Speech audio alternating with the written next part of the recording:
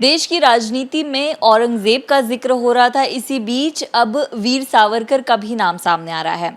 ओवैसी की तरफ से वीर सावरकर को लेकर टिप्पणी की गई है और निशाना प्रधानमंत्री और भाजपा को बनाया गया है। वीर सावरकर जी के पोते रणजीत सावरकर जी हमारे साथ हैं। रणजीत जी, क्या कहेंगे? ओवैसी कहते हैं कि जो वीर सावरकर थे उन्होंने भी छत्रपति संभाजी महाराज के लिए तमाम टिप्पणी की जो उनके प्रति अनादर को व्यक्त करती है। क्या कहेंगे ओवैसी की इस टिप्पणी?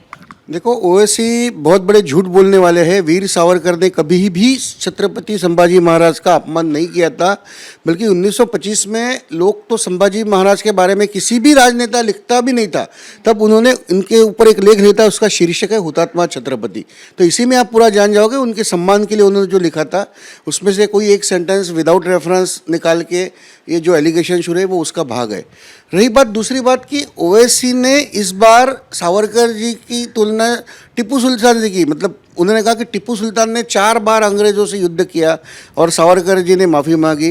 मैं कहना चाहता हूँ कि टिप्पू सुल्तान ने भारत की स्वतंत्रता के लिए अंग्रेज़ों से युद्ध नहीं किया, उसने खुद के लिए किया। और दूसरी बात, टिप्पू सुल्तान ने लाखों हिंदुओं का कत्ल किया और अपने तलवार पे ये लिख के रखा है उसने कि ये मेरा काम है, मूर्ति तोड़ना और हिंदुओं का, काफिरों का हत्या करना ये मेरा काम है। उसने बड़े गर्व के साथ लिख के रखा है। तो ऐसे आतंकी के बारे में उसको स्वतंत्र सैनिक कहना या स्वतंत्र सेनानी कहना, ये ओवैसी की एक बड़ी सोची समझी चाल है, क्योंकि ये उसके वंश परंपरागत उसका इतिहास है। ये अगर आप देखेंगे तो सावरकर जी 27 साल जेल में थे, 14 साल जेल और 13 साल हाउस अरेस्ट में। तब इसके पुरखे क्या कर रहे थे? तब इसके पुरखे निजाम के यहाँ नौकरी कर रहे थे और रजाकारों के साथ मिलकर हिंदुओं के अत्याचार कर रहे थे। देखो, मैं इतिहास में थोड़ा अभी जाना पड़ेगा कि 1944 में कासिम रिजवी नामक आदमी, एमआईएम जो भी पार्टी है ना, अभी ऑल इंडिया एमआईएम है, तब एमआईएम थी, इसके अध्यक्ष बन गए। उन्होंने रजाकार आर्मी एक फॉर्म की। तो रजाकारों का काम, रजा करना मतलब हिंदुओं को जबरदस्ती रजा, आप कहते हैं रजामंदी, यानी कि आप कह रहे धर्मांतर, तो उसके लिए जो नहीं करते थे उनकी हत्या करना, बलात्कार करना, ये इनका रोज का काम था। इन्होंने गांव के गांव जला डाले। अभी मल्लिकार्जुन खड़गे ने जो कहा था ना उनकी मां के बारे में, तो वो गांव रजाकारों ने ही जलाया था। और इन रजाकारों का जो कासिम रिजवी जो नेता था, उसका जो एक निकटतम साथी था, उसका नाम था अब्दुल ओवैसी। अभी ध्यान में रखो, ये अब्दुल ओवैसी, ये जो आज के ओवैसी है, इनके दादाजी है, वो कासिम रिजवी का बड़ा निकटवर्ती था।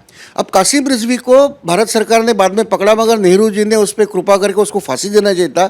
उसके नाम हजारों लाखों के हत्याकांड है, तो उसको पाकिस्तान भेज दिया। पाकिस्तान जाते जाते कासिम रिजवी ने इस अब्दुल ओवैसी को एमआईएम का अध्यक्ष बनाया।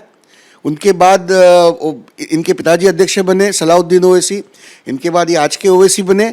मगर इनकी जो परंपरा है टिप्पू सुल्तान और औरंगजेब की परंपरा है। औरंगजेब यहाँ पे 22 साल 23 साल जो था, उसने इतने हत्याकांड के महाराष्ट्र को बर्बाद कर दिया उसने। टिप्पू सुल्तान ने पूरा साउथ में पूरी बर्बादी की। उसके सब इतिहास आज आ रहा है बाहर। इनकी परंपराएं चलाते हैं, क्योंकि आज इनके छोटे भाई ने, आपको पता होगा, 3-4 साल पहले कहा था 15 मिनट में हिंदुओं को खत्म कर दूंगा। तो ऐसी सोच वाली जो व्यक्ति है, ऐसी सोच वाली जो पार्टी है, मेरी मांग है महाराष्ट्र सरकार से कि ये पूरा मामला खराब कर रहे हैं। ये यहाँ के मुस्लिमों को भड़काकर पाकिस्तान को सपोर्ट करने को ये प्रेरित कर रहे हैं। औरंगजेब का दाखला देके, टिप्पू सुल्तान का दाखला दे, इनके ऊपर राष्ट्रद्रोह का मुकदमा चला जाए। क्या कहेंगे कि वीर सावरकर की याद उनको फिर आ गई है? पहले कांग्रेस को ज्यादा याद आती थी, अब ओवैसी भी जिक्र कर रहे हैं। नहीं, ये पोलराइजेशन के लिए, यहाँ के मुसलमानों को पाकिस्तान के ओर पोलराइज करने के लिए ये सावरकर का नाम बार बार लेते हैं। और ये जो भी कहते हैं, तो ये 10 बार हमने कहा कि ये पूरा झूठ है, इसका कोई भी एविडेंस नहीं है, फिर भी एक झूठ बार बार कहते रहो तो लोग उसे सच मानते हैं। इसलिए जानबूझकर अपनी राजनीति के लिए, गंदी राजनीति के लिए, ये सावरकर जी का इस्तेमाल कर रहे हैं। रणजीत जी, क्या कहेंगे? औरंगजेब का जिक्र फिर से हो रहा है। औरंगजेब की कब्र पर कार सेवा की बात की जा रही है, तो बतौर सावरकर आपको लगता है औरंगजेब की कब्र को हटाना चाहिए? देखो, जो आक्रांता हमारे पे अत्याचार करे, जब हम स्वतंत्र हो, तो ये हमारा राष्ट्रीय कर्तव्य है कि उनकी पूरी ऐसी जो उनका उदात्तीकरण करने वाली निशानियां पूरी निकाल देना चाहिए। अगर औरंगजेब की एक सादी कब्र होती तो हमें कोई परवाह नहीं, मगर आज वो कब्र का एक उसके ऊपर चादर चढ़ाई जाती है, उसको ये ओवैसी जैसे लोग उस पर मन्नत मांगने जाते हैं, उसको भगवान मानने लगते हैं।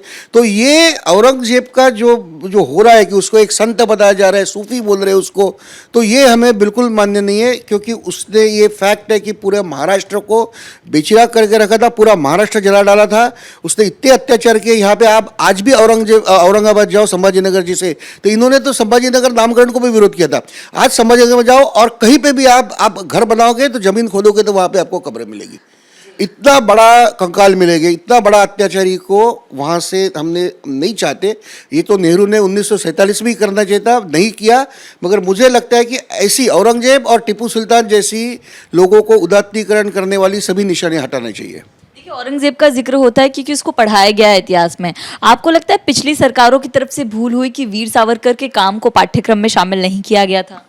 देखो, वीर सावरकर, ये इनके विचार आज भी इसलिए उपयुक्त है क्योंकि वो बड़े मतलब उनके राष्ट्रनिष्ठा के साथ उनका एक था कि यूटिलिटेरियनिज्म, यानी किसी चीज़ का देश के लिए फ़ायदा है या नहीं, ये उनकी एक कसौटी थी। आज देश के लिए जो भी उपयुक्त है उसे स्वीकार करना चाहिए और ये विज्ञान की कसौटी पे स्वीकार करना चाहिए। तो ऐसे विचार ये तो सिखाना चाहिए, दुनिया इसी विचारों पे चलती है। मगर केवल ये नेहरू जी ने इनको पॉलिटिकल राइवल थे इसलिए उनका नाम हटाया, सभी क्रांतिकारियों का नाम हटाया और हमारे युवा पीढ़ी को एक प्रेरणादायक इतिहास से वंचित किया। तो मुझे लगता है कि आज भी अगर मोदी सरकार भी 10 साल आके हो गई है मगर सावरकर और क्रांतिकारी उस मात्रा में पाठ्यक्रम में नहीं है, तो अच्छी बातें पढ़ाने में कोई ऑब्जेक्शन नहीं है, इनको पढ़ाना ही चाहिए। एक युवकों के सामने एक आदर्श होना चाहिए कि देश की सेवा कैसे की जाए, तो ये तुरंत होना चाहिए। रणजीत जी, ओवैसी के इस बयान को देखते हुए किसी कार्रवाई की मांग करते हैं आप सरकार से? जी, सरकार से कहता हूँ कि अभी उनको राष्ट्रद्रोह का उन पर मुकदमा चलाओ, क्योंकि औरंगजेब जो महाराष्ट्र की बर्बादी के लिए कारण था उसके लिए ये लोग लड़ रहे हैं। औरंगजेब का जो नाम था उसका, उस जिले का नाम संभाजीनगर कर दिया, उसके विरोध में लड़ रहे हैं, तो इनके ऊपर कार्रवाई होनी चाहिए। तो रणजीत सावरकर जी को आप सुन रहे थे, लगातार वो कह रहे हैं कि कई राजनीतिक कारणों के चलते वीर सावरकर को पाठ्यक्रम में शामिल नहीं किया गया था, लेकिन सरकार को अब धीरे धीरे इन सारी चीज़ों को देखना होगा और औरंगजेब जो कि एक आक्रांत राजा था उसके खिलाफ जिस तरह की समर्थन में टिप्पणी आ रही है उसके खिलाफ बड़ी कार्रवाई करनी चाहिए। कैमरा पर्सन अजित शिवतरकर के साथ मैं Namrata Dubey, ABP news Mumbai. For exclusive and insightful videos, subscribe to our new channel ABP Live Premium.